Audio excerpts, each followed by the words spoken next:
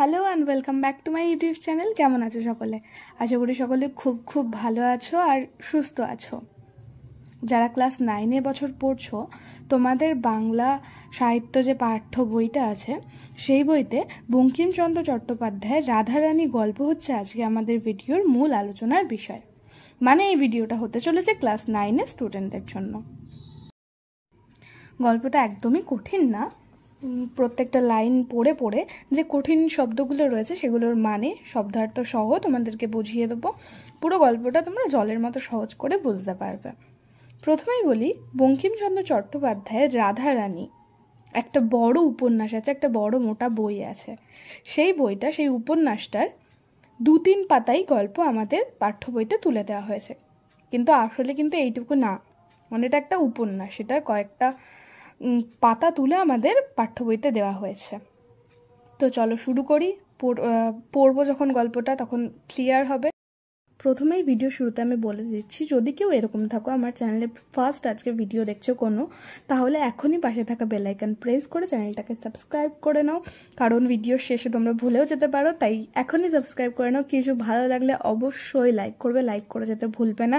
আর কিছু বুঝতে না পারলে বা কোনো রকম তোমার কমেন্ট থাকলে, যদি কিছু জানতে চাও কিংবা পড়া সম্পর্কিত যে কোনো কিছু, আমাকে কমেন্ট করতে পারো। যারা কমেন্ট করে তারা জানে আমি প্রত্যেকের কমেন্ট দেখে তাদেরকে রিপ্লাই দিই, তাই তুমিও কমেন্ট করতে পারো, অবশ্যই আমি তোমার কমেন্ট পড়বো। আর বন্ধুদের সাথে অনেক অনেক শেয়ার করো ভিডিওটা। So let's start the video. Radharani, Bankimchandra Chattopadhyay. Radharani নামে এক বালিকা মাহেশের হ্রদ দেখিতে গেছিল। মাহেশের হ্রদ খুব বিখ্যাত, আমরা সকলেই জানি। তো রথ মানে রথযাত্রা, আমাদের যে একটা ফেস্টিভ্যাল, যে একটা উৎসব, যেখানে জগন্নাথ, বলরাম, সুভদ্রা 3 ভাই বোন তার নিজের বাড়ি থেকে মাসির বাড়ি আসে কিছুদিন ঘুরতে, তারপর আবার কিছুদিন বাদে নিজের বাড়িতে ফিরে যায়। সেটাই রথযাত্রা, আমরা জানি বাঙালি মানে এটা একটা বাঙালি উৎসব। পুরীর যে জগন্নাথ মন্দির, সেখানে রথযাত্রা আশা করি সবাই জানো। তো সেরকমই মাহেশ একটা জায়গা, সেখানে রথযাত্রা ভীষণ বিখ্যাত। তো লেখক লিখছেন, মাহেশের রথযাত্রা দেখতে গেছে রাধারানী নামের এক বালিকা, একটা মেয়ে যার নাম হচ্ছে রাধারানী। বালিকার বয়স 11 পরিপূর্ণ হয় নাই। এবার একাদশ মানে হলো 11, 10 একাদশ মানে 11। তো যে বালিকা যার নাম রাধারানী, তার বয়স 11 পুরোপুরি হয়নি, 11 ছোবে ছোবে, নয়তো 10 বছর বয়স। তাহাদিগের অবস্থা পূর্বে ভালো ছিল, বড় মানুষের মেয়ে। তাদের অবস্থা পূর্বে ভালো ছিল মানে বলেছে, অবস্থা বলতে এখানে কি বলেছে, শরীরের কথা বলেনি, তাদের সুস্থতার কথা বলেনি, তাদের সে ধনী নাকি গরিব, তাদের সে সচ্ছল পরিবার থেকে আসছে না সেটা বলা হয়েছে। তো তাদের পরিবারের অবস্থা আগে ভালো ছিল। তাকে বড় মানুষের মেয়ে বলতে বোঝানো হয়েছে বড়লোক বাড়ির মেয়ে সে ছিল পূর্বে। তো এখন কি হয়েছে দেখি, কিন্তু তাহার পিতা নাই, তার বাবা নেই। তাহার মাতার সঙ্গে একজন জ্ঞাতির একটি মোকদ্দমা হয়, সর্বস্ব লইয়া মোকদ্দমাটি বিধবা হাইকোর্টে হারিল। মানে তার বাবার মৃত্যুর পর তার মায়ের সাথে তার একটা জ্ঞাতি মানে তার কোনো সম্পর্কের কারোর সাথে তার মায়ের একটা মোকদ্দমা হয়। মোকদ্দমা মানে হলো কোর্টে কোনো কেস চলে কোনো কিছু সম্পর্কে। এবার কিসের সম্পর্কে? সর্বস্ব লইয়া মোকদ্দমা মানে তাদের সম্পত্তি, টাকা পয়সা সব কিছু নিয়ে একটা মোকদ্দমা চলছিল, সেটাই বিধবা হাইকোর্টে হারিল। মনে হবে এখানে ওর বিধবাটা কে? প্রথমে বললো তার বাবা গত হয়েছেন, তাই তার মা বিধবা। তাই এখানে তার মায়ের কথা বলা হয়েছে, তার মা হাইকোর্টে হারল। সে হারিবা মাত্র ডিক্রিদের জ্ঞাতি ডিক্রি জারি করিয়া ভদ্রাসন হইতে উহাদিগকে বাহির কইরা দিল। মানে হারবা মাত্রই ডিক্রিদের জ্ঞাতি, তাদের জ্ঞাতির যে যার সাথে চলছিল হাইকোর্টে, তারা কি করলো, তারা ভদ্রাসন হইতে মানে তাদের নিজেদের বাড়ি থেকেই তাদেরকে তাড়িয়ে দিল, বাহির করিয়া দিল। প্রায় 10 লক্ষ টাকার সম্পত্তি। ডিক্রিদার সকলই লইল। মানে মানে হলো তাদের কি ছিল, তাদের 10 লক্ষ টাকার সম্পত্তি ছিল, সেই সব যারা কোর্টে জিতলো তারা পেয়ে গেল। খরচা ও ওয়াসিলাতে দিতে নগদ যাহা ছিল তাহাও গেল। রাধারানীর মাতা অলঙ্কারাদি বিক্রি করিয়া প্রিবি কৌশলে একটি অপিল করিল। মানে এই মামলা মোকদ্দমায় তাদের সব যা টাকা ছিল তাও বেঁচেছিল, তাও সব নষ্ট হয়ে গেল। তার মায়ের যে কটা গয়না ছিল তার মা আবার পুনরায় আপিল করলো যে আবার যদি কেসটা জেতা যায়, আবার পুনরায় করলো, তাতে তার মা তার মায়ের অলঙ্কার বেচে যে টাকাটা জোগাড় করলো সেটা দিয়ে কেস আপিল করলো। কিন্তু আর আহারের সংস্থান রহিল না। আহার মানে খাবার, সংস্থান ব্যবস্থা। তাদের কাছে কোনো টাকা নেই, কোনো পয়সা নেই, তাই জন্য তাদের আর খাবার কি করে জুটবে, তাদের আহারের সংস্থান আর রহিল না। বিধবা একটি কুটিরে আশ্রয় লইয়া কোনো প্রকারে শারীরিক পরিশ্রম করিয়া দিনপাত করিতে লাগিল। তাহলে কি বলল, বিধবা তার মা একটা কুটিরে আশ্রয় লইল, একটা কুটিরে সে আর তার মা থাকতে শুরু করলো কোনো প্রকারে শারীরিক পরিশ্রমে। মানে সারা দিন ধরে তার মা শারীরিক পরিশ্রম করে, কাজ করে অন্যের বাড়িতে, তারপর এভাবে দিনপাত করিতে লাগিল। দিনপাত মানে কি, কোনো রকমে তাদের দিন যাপন করিতে লাগিল। রাধারানীর বিবাহ দিতে পারিল না। তার মায়ের কাছে অবশ্যই টাকা নেই। তখনকার দিনে তোমরা ভাববে একটা মেয়ের বয়স 11 বছর, তার বিয়ে দিতে পারিল না। মানে আমরা সবাই জানি আগেকার দিনে খুব অল্প বয়সে বিয়ে হয়ে যায়, মেয়েদের খুব অল্প বয়সে বিয়ে দেওয়া হতো। তো এখানে তার মায়ের যেহেতু সামর্থ্য ছিল না, তাই রাধারানীর বিয়ে তার মা দিতে পারিল না। কি দেখলাম আমরা, প্রথমে তাদের অবস্থা খুব সচ্ছল ভালো ছিল। তার বাবার মৃত্যুর পর তার মা একজনের সাথে হাইকোর্টে কেসে হেরে যায়, যার কাছে হেরে যায় সেই ডিক্রিদার তাদের সব সম্পত্তি বাজেয়াপ্ত করলো, নিয়ে নিল। তাদের কাছে কোনো টাকা পয়সা ছিল না, খাবার জোটারও টাকা ছিল না। তার মা একটা কুটিরে আশ্রয় নিয়ে কোনোভাবে দিন যাপন করলো, এটুকুনি আমরা জানতে পারলাম। তারপর কিন্তু দুর্ভাগ্যক্রমে রথের পূর্বে রাধারানীর মা ঘোরতর পীড়িতা হইল। এবার ভাববে পীড়িতাটা মানে কি, পীড়িতা মানে অসুস্থ। দুর্ভাগ্যক্রমে, তাদের দুর্ভাগ্য যে রথের পূর্বে, রথযাত্রার আগে রাধারানীর মা ঘোরতর মানে ভীষণভাবে অসুস্থ হয়ে পড়ল। যে কায়িক পরিশ্রমে দিনপাত হইত তাহা বন্ধ হইল। তার মা যে কঠোর পরিশ্রম করে তাদের দিন যাপন করত সেটা বন্ধ হয়ে গেল। তার মা অসুস্থ, তো কি করে কাজ করবে?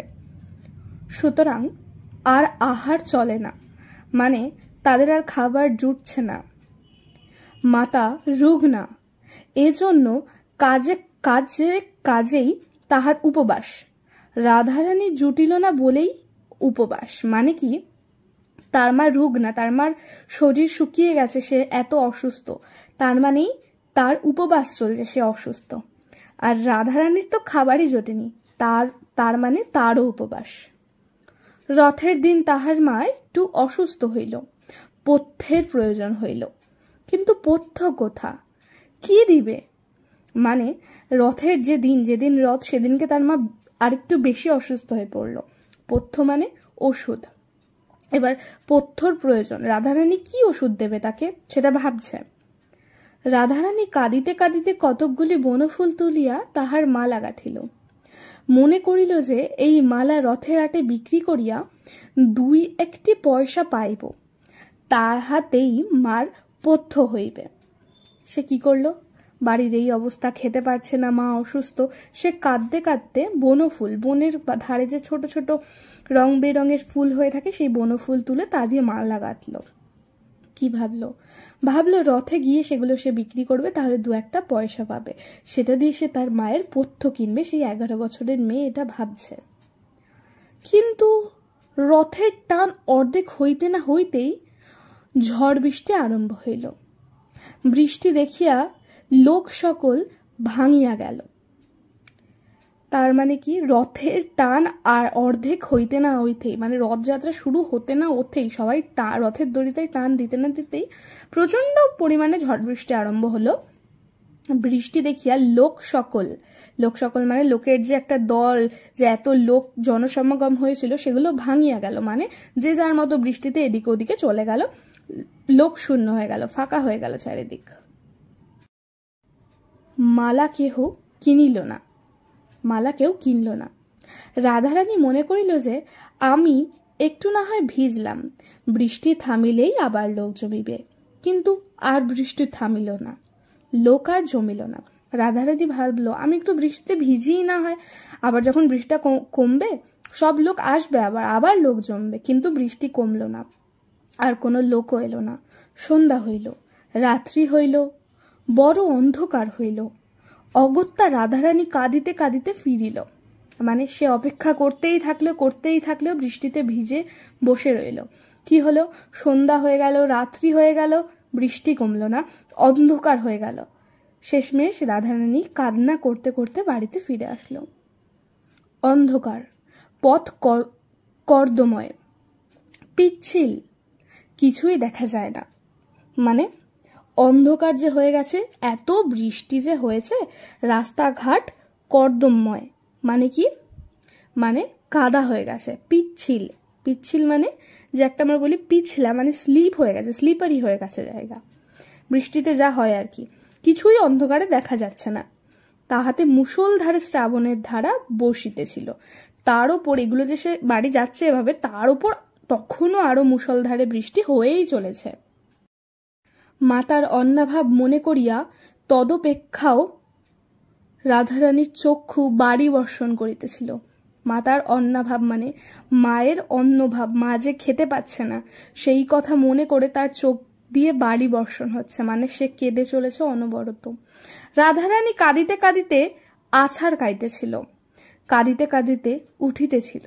ওই যে জায়গাটা পিচ্ছিল হয়ে গেছে ওই জায়গায় সে কাঁদতে কাঁদতে বারবার পড়ে যাচ্ছে, আবার কাঁদতে কাঁদতে উঠছে, আবার কাঁদিতে কাঁদিতে আছাড়ও খাইতেছিল, পড়ছে উঠছে, আবার কিছুটা হেঁটে গিয়ে আবার সে আছাড় খাইছে সেই স্লিপে, পিচ্ছিল জায়গায়।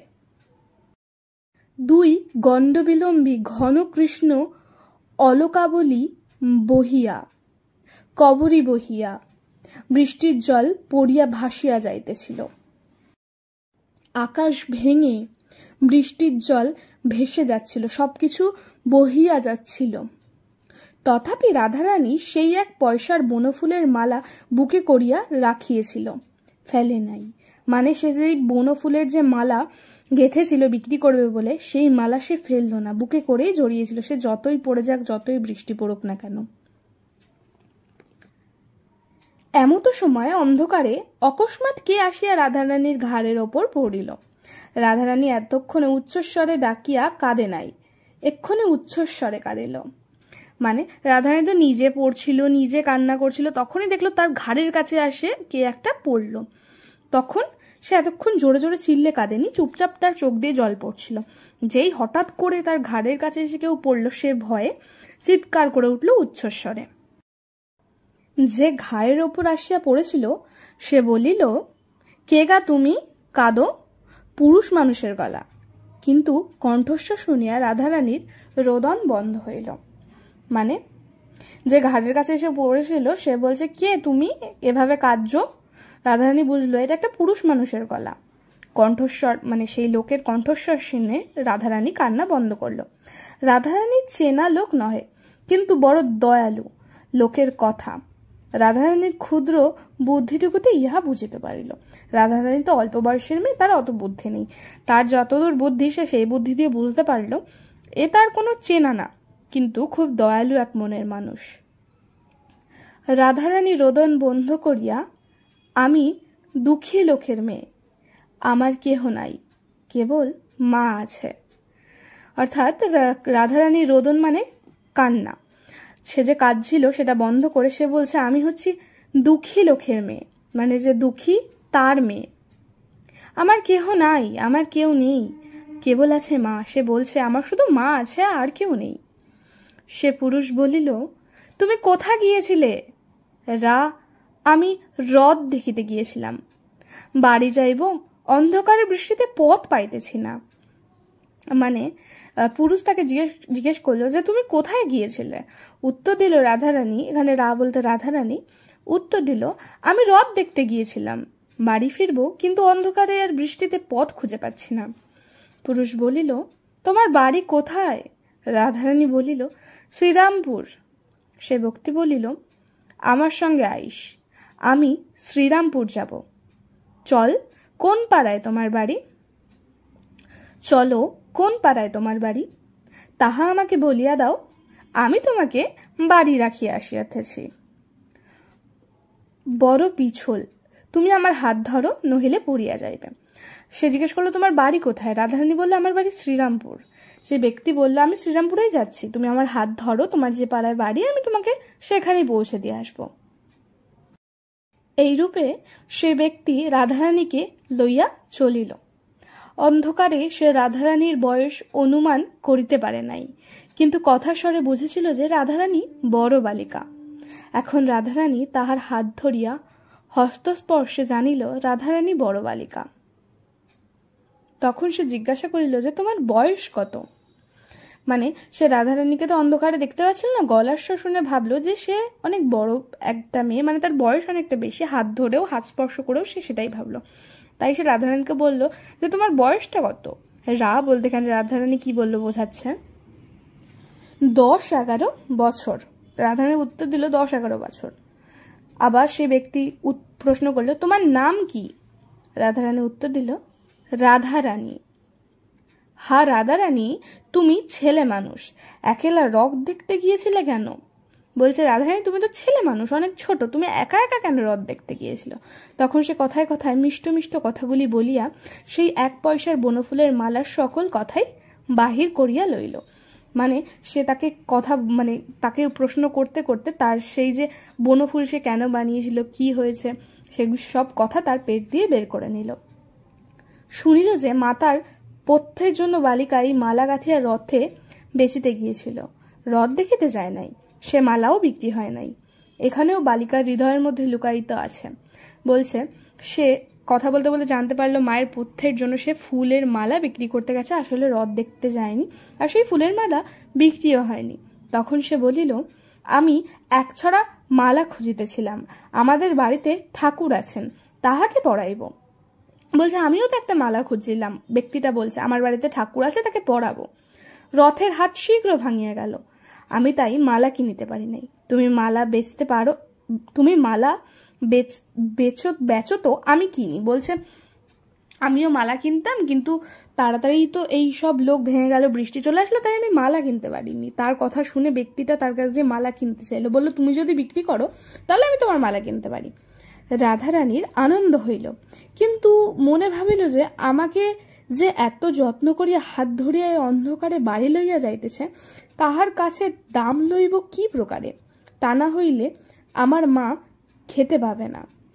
তা নি, মানে বলল যে আমাকে এত অন্ধকারে নিজে সাবধানে বাড়ি পৌঁছে দিয়ে আসছে, তার কাছে আমি মালা বিক্রি করে টাকা কিভাবে নেব? তখন বলছে না, তাকে নিতে হবে, কারণ না হলে তার মা খেতে পাবে না, তার মায়ের পথ্য জুটবে না। আজ না হয় এতটা থাক, নেক্সট আরও কিছুটা আছে, আর 1.5 পাতা মতো, 1 পেজ আর 1/2 পেজ, ওটা নেক্সট দিন হবে, নেক্সট পার্টে, কারণ হয়তো বড় হয়ে যাচ্ছে ভিডিওটা। নেক্সট পার্ট দেখার জন্য তাড়াতাড়ি ঝটপট সাবস্ক্রাইব করে নাও, কমেন্ট করো, লাইক করো, একদম ভুলো না কমেন্ট করতে। তো দেখা হচ্ছে next video, till then take care, tata, bye, thank you.